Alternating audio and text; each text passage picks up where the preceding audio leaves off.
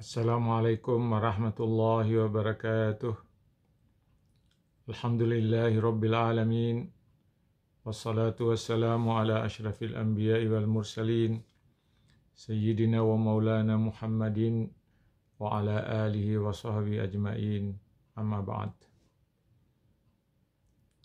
Kaum muslimin dan muslimat di mana saja berada, alhamdulillah pada hari ini kita sudah masuki hari yang ke-16 dari puasa Ramadan kita, dan kita masih tetap dalam keadaan sehat walafiat.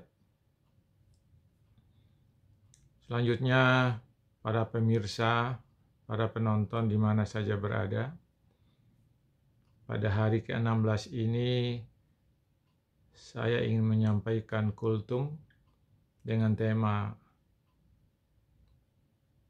hakikat harta.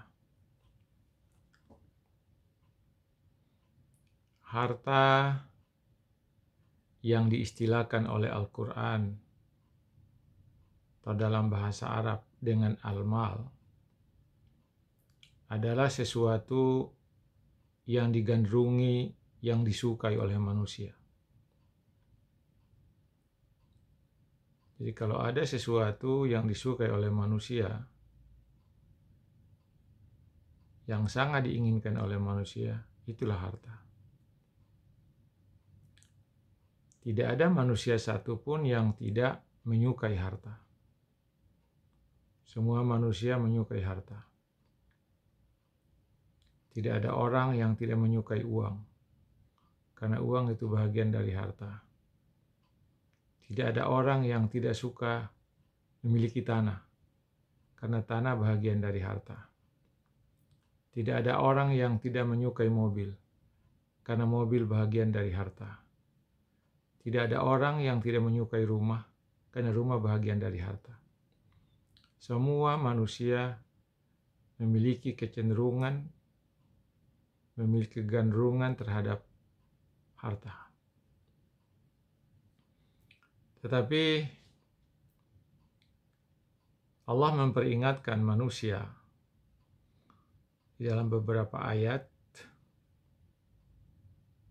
Kata Allah dalam Al-Quran, Al-malu wal banun zinatul hayatid dunya. Harta dan anak-anak yang dianugerahkan Allah itu merupakan perhiasan dunia. Jadi harta adalah hiasan dunia, anak adalah hiasan dunia. Jadi orang-orang yang memiliki banyak harta, itu berarti orang memiliki banyak perhiasan. Orang yang tidak memiliki harta, berarti orang itu tidak memiliki perhiasan. Orang yang sedikit memiliki harta, berarti orang itu hanya memiliki sedikit perhiasan. Nah, peringatan Allah yang kedua adalah innama amwalukum wa auladukum fitnah. Sesungguhnya harta yang kamu miliki, anak-anak yang kamu miliki, yang menjadi anugerah Allah itu adalah menjadi fitnah bagi kamu, menjadi ujian bagi kamu. Kaum muslimin dan muslimat yang dirahmati Allah Subhanahu wa ta'ala, harta itu diberikan oleh Allah untuk menjadi fasilitas kehidupan manusia.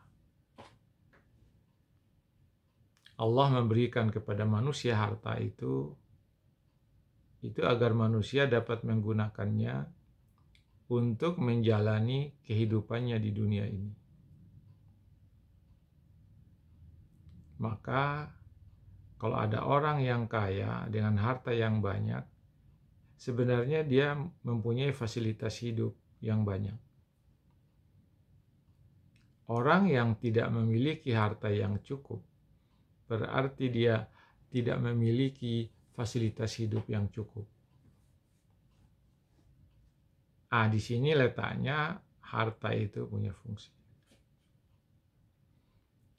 Tetapi ingat, harta itu hanya dapat dimanfaatkan oleh manusia pada saat dia masih hidup. Kalau dia sudah meninggal dunia, maka ketika hartanya itu ketika dia hidup di dunia tidak dimanfaatkannya sebagai fasilitas hidup, maka harta itu menjadi sesuatu yang ditinggalkannya begitu aja, kemudian manfaatnya tidak diperolehnya di akhirat. Karena itulah maka harta menjadi fasilitas hidup manusia. Orang yang kaya atau orang kaya gampang melakukan sesuatu. Dia bisa melakukan yang baik dengan kekayaannya. Dia juga bisa melakukan yang buruk dengan kekayaannya. Gampang. Karena itu, dia sudah memiliki fasilitas sarana yang mudah dia gunakan untuk melakukan apa saja. Tapi harus diingat bahwa Allah menggariskan harta itu yang menjadi anugerah Allah harus dimanfaatkan untuk kebaikan-kebaikan. Kalau seseorang menjadikan harta sebagai tujuan dari segala sesuatu yang dilakukannya, maka sebenarnya orang itu sudah diperbudak oleh hartanya. Diperbudak oleh hartanya. Dia bekerja untuk harta, tapi hartanya itu yang diperolehnya dia tidak manfaatkannya untuk kebaikan. Kemudian dia kumpulkan harta, lalu hartanya itu digunakannya untuk di jalan yang benar. Kemudian dia memiliki harta, tapi dia tidak menggunakannya untuk beribadah kepada Allah. Maka hartanya itulah menjadi fitnah dalam kehidupannya. Coba kita lihat, harta yang kita miliki itu akan kita dapat gunakan dengan baik kalau pada saat kita sehat. Saya beri contoh. Kita makan pagi hanya 1 piring. Kita makan malam, makan siang 1 piring, makan malam 1 piring. Berapa yang kita makan sehari? Hanya 3 piring. Masih begitu banyak harta kita yang masih ada dan belum kita manfaatkan. Agar harta itu menjadi fasilitas hidup yang baik, yang memberikan efek kebaikan bagi pemiliknya, maka harta yang kita miliki itu harus digunakan dalam rangka beribadah kepada Allah, dalam rangka melakukan amal-amal soleh, dalam rangka melakukan kebaikan-kebaikan untuk manusia. Itulah sebabnya maka di dalam konteks bulan Ramadan ini, itu harta itu menjadi sesuatu yang memiliki nilai tinggi kalau kita menggunakan harta itu dalam rangka ibadah kepada Allah. Beberapa waktu yang lalu saya sudah menjelaskan bahwa kalau seseorang memberikan makanan pembuka kepada orang yang berpuasa, maka 3 yang dia dapat. Yang pertama, diampunkan dosanya, dibebaskan dia dari api neraka. Kemudian yang ketiga, dia akan mendapatkan pahala puasa dari orang yang diberi makan itu 100% tanpa dikurangi pahala puasa untuk yang bersangkutan. Itu baru hanya makanan pembuka puasa. Makanan pembuka puasa itu hanya bisa diberikan oleh orang-orang yang punya kemampuan, yang memiliki harta, yang memiliki kekayaan. Orang tidak mampu, tidak bisa berbuat seperti itu. Kemudian yang kedua, juga saya sudah kemukakan kalau tidak salah kemarin, kalau ada seseorang yang memberikan makanan pembuka puasa atau memberikan makanan kepada seseorang yang sedang berpuasa hingga dia kenyang, maka apa yang pahala yang diperolehnya? Di akhirat nanti dia akan diminumkan oleh Allah dengan air yang bersumber dari telaga Rasulullah SAW, dan selama dalam perjalanan di akhirat itu dia tidak akan pernah haus sedikit. Ini harta yang kita manfaatkan untuk kebaikan-kebaikan. Harta yang kita manfaatkan untuk kemaslahatan.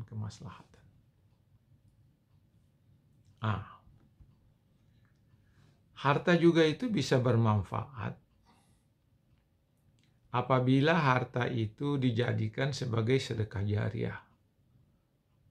Harta itu dijadikan sedekah jariah pada masa hidupnya, dia mengeluarkan sedekah jariah, tetapi sedekah jariahnya itu akan diperoleh hasilnya itu walaupun nanti dia sudah meninggal dunia. Ini yang disebut dengan pahala yang multi level. Jadi amal yang dilakukannya dengan harta pada saat dia hidup sebagai sedekah jariah, maka pahalanya akan mengalir terus, tidak pernah habis, bagaikan tabungan yang berbunga di atas bunga, akan didapatkan oleh seseorang yang melakukan seperti itu. Sebagai contoh, dia mengeluarkan hartanya itu untuk membangun masjid. Selama masjid itu digunakan oleh orang setelah dia meninggal, maka pahalanya akan didapat terus oleh orang itu, tidak pernah habis. Membangun madrasah, membangun sekolah. Sekolah selama dipakai oleh siapapun setelah dia meninggal, maka yang bersangkutan akan mendapatkan pahala dari fasilitas yang dibangunnya itu. Oleh sebab itu, maka harta harus digunakan untuk kebaikan-kebaikan, maka harta benda itu harus dimanfaatkan dalam rangka kemaslahatan hidup ketika orang masih berada di dunia ini, agar nanti hasilnya dapat dimanfaatkannya, dapat diperolehnya setelah dia meninggal dunia. Saudara-saudara sekalian, harta yang kita miliki yang banyak sekarang ini pada saat kita hidup, kita masih bisa manfaatkannya. Ketika kita sakit, tidak ada yang bisa kita manfaatkan.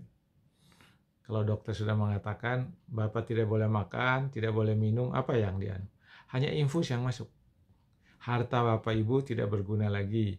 Harta kita tidak berguna lagi ketika itu. Tidak kita manfaatkan seoptimal mungkin. Nah, kalau kita sudah meninggal dunia, apa? Jam tangan emas yang kita miliki itu yang luar biasa, tinggal disimpan dalam lemari. Kemudian semua fasilitas yang kita beli dengan harta benda kita yang kita dapatkan hanya pada saat kita hidup. Kalau kita sudah mati, enggak. Yang terakhir harta kita yang bisa kita manfaatkan itu adalah kendaraan kita, yang boleh mengantar kita sampai ke pemakaman kita.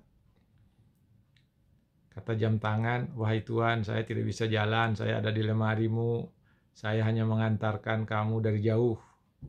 Mobil, ya Tuhan, saya masih sempat mengantar kamu ke kuburan, tapi hanya saya sampai tempat parkir, saya tidak bisa masuk. Karena apa? Saya tidak punya jalan lagi masuk.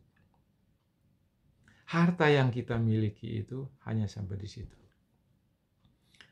Bagaimana harta itu bisa kita terima hasilnya kalau kita sudah meninggal dunia? Caranya, sekarang kita titipkan harta itu kepada orang lain. Kita berikan kepada mereka yang butuhkan, kita keluarkan sedekahnya, kita keluarkan infaknya, kita bangun masjid dengan uang itu, kita bangun madrasah dengan uang itu. kita titipkan harta kita itu kepada mereka yang sedang membangun madrasah, membangun masjid, membangun fasilitas-fasilitas sosial. Sehingga nanti apa? Kita titip harta kita, insya Allah nanti kita terima harta itu di akhirat nanti.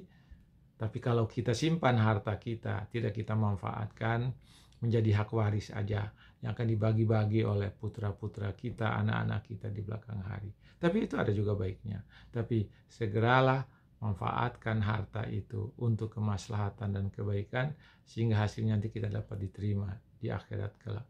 Sekian untuk hari ini, sudah cukup panjang, sudah 15 menit saya berbicara. Semoga ini ada manfaatnya bagi kita. Ingat, harta itu menjadi ujian dan harta itu menjadi fasilitas hidup. Harta itu harus kita gunakan dalam rangka kemaslahatan dan kebaikan.